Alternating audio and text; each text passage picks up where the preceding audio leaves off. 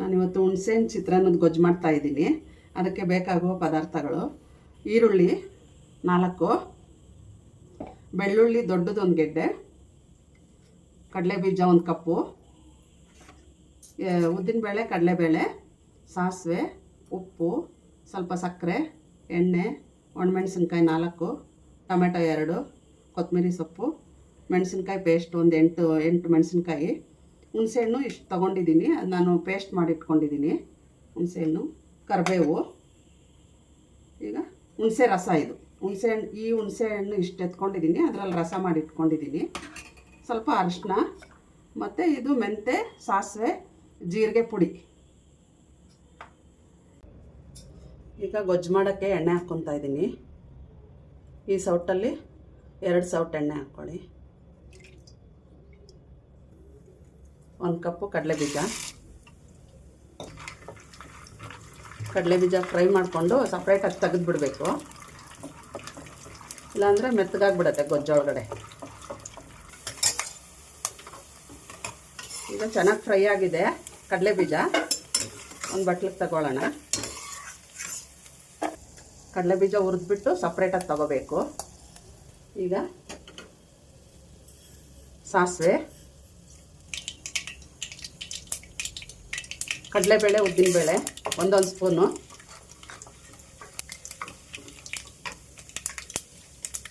ಈಗ ಇದು ಬ್ರೌನ್ ಆಗಿದೆ. ಬೆಳ್ಳುಳ್ಳಿ 1 ಗೆಡ್ಡೆ ಜಜ್ಜಿರೋದು,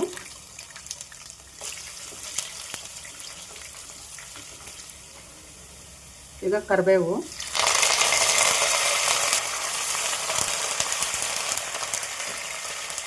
ಈರುಳ್ಳಿ,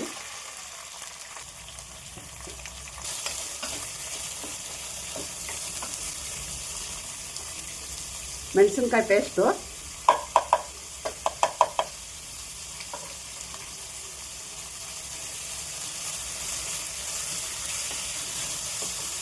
ಒಣಮೆಣಸಿನ್ಕಾಯಿ 4. ಈಗ ಚೆನ್ನಾಗಿ ಈರುಳ್ಳಿ ಫ್ರೈ ಮಾಡ್ಕೊಳ್ಳೋಣ.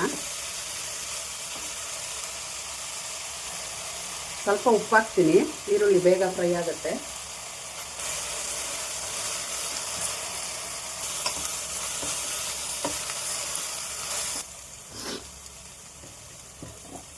ಈಗ 2 ಸಣ್ಣದು ಟೊಮೆಟೊ ಹೆಚ್ಚಿಟ್ಟಿದ್ದೀನಿ, ಅದು ಹಾಕ್ಕೊಂಡು ಟೊಮೆಟೊ ಮೆತ್ತಗಾಗೋವರೆಗೂ ಸ್ವಲ್ಪ ಫ್ರೈ ಮಾಡ್ಕೊಳ್ಳೋಣ. ಸ್ವಲ್ಪ ಟೊಮೆಟೊ ಸಾಫ್ಟ್ ಆಗಲಿ. ಈಗ 1 ಸ್ಪೂನು ಅರಿಶಿನ,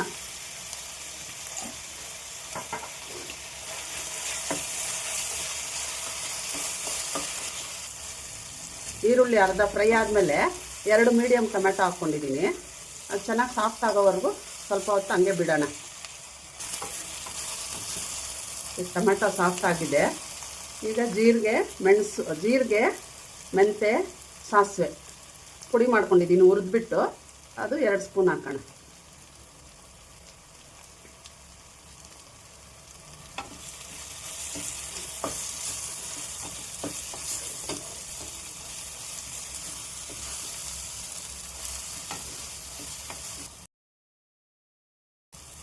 ಈಗ 1-2 ನಿಮಿಷ ಆಗಿದೆ. ಆ ಪುಡಿ ಹಾಕಿದ್ದೆಲ್ಲ ಮಿಕ್ಸ್ ಮಾಡ್ಕೊಂಡಿದ್ದೀನಿ. ಈಗ ಇದಕ್ಕೆ ನನ್ನ ಹತ್ರ ಬೆಲ್ಲ ಇಲ್ಲ, ಅದಕ್ಕೆ ಬೆಲ್ಲ ಇದ್ದರೆ ಬೆಲ್ಲನೇ ಹಾಕೋದು ನಾನು.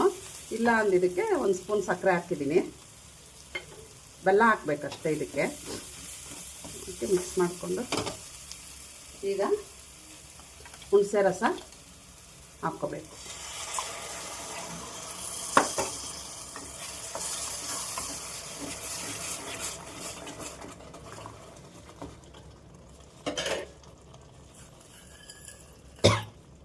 ಈಗ ಉಪ್ಪು ರುಚಿಗೆ ಆವಾಗಲೇ ಹಾಕಿದ್ದೆ, ಈಗ ಸ್ವಲ್ಪ ಹಾಕ್ಕೊಳ್ಳೋಣ.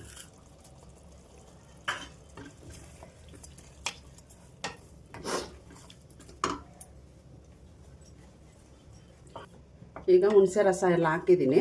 ಈ ಥರ ಇರುತ್ತೆ. ಸ್ವಲ್ಪ ಕುದಿಸ್ಕೊಬೇಕು ಚೆನ್ನಾಗಿ, ಸ್ವಲ್ಪ ಎಣ್ಣೆ ಬಿಟ್ಕೊಳ್ಳೋವರೆಗೂ ಕುದಿಸ್ಕೊಬೇಕು. ಒಂದು 5 ನಿಮಿಷ ಆದಮೇಲೆ ನೋಡೋಣ ಇದನ್ನು.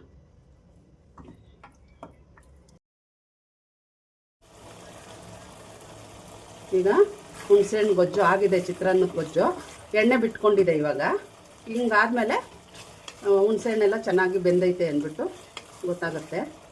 ಈಗ ರೆಡಿಯಾಗಿದೆ. ಹುರಿದಿಟ್ಕೊಂಡಿರೋ ಕಡಲೆ ಬೀಜ ಹಾಕೋಣ.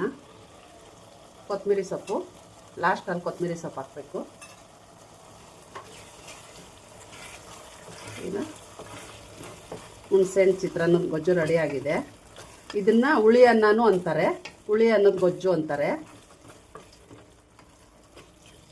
ಈಗ ರೆಡಿಯಾಗಿದೆ. ಇವತ್ತು ನಾನು ಜಾಸ್ತಿ ಮಾಡಿದ್ದೀನಿ ಇದು ಗೊಜ್ಜು.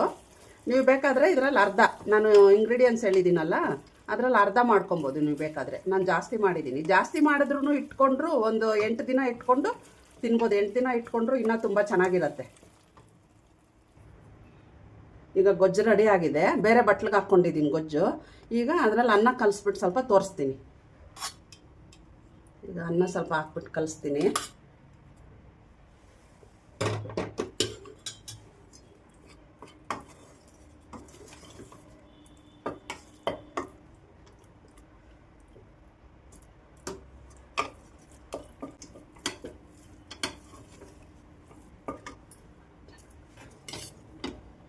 ಈಗ ಕಲಸಿರೋದಾಗಿದೆ. ಈಗ ಒಂದು ಬೌಲ್ಗೆ ಹಾಕ್ಕೊಳ್ತೀನಿ.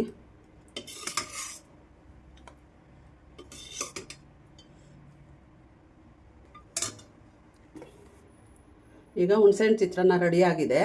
ಇದನ್ನು ಹುಣಸೆಹಣ್ಣು ಚಿತ್ರಾನ್ನ ಅಂತಾರೆ, ಇಲ್ಲ ಹುಳಿ ಅನ್ನ ಅಂತಾರೆ, ಎರಡೂ ಅನ್ಬೋದು. ತುಂಬ ಚೆನ್ನಾಗಿರುತ್ತೆ ಇದು. ಮಾಡ್ಕೊಂಡು ತಿನ್ನಿ.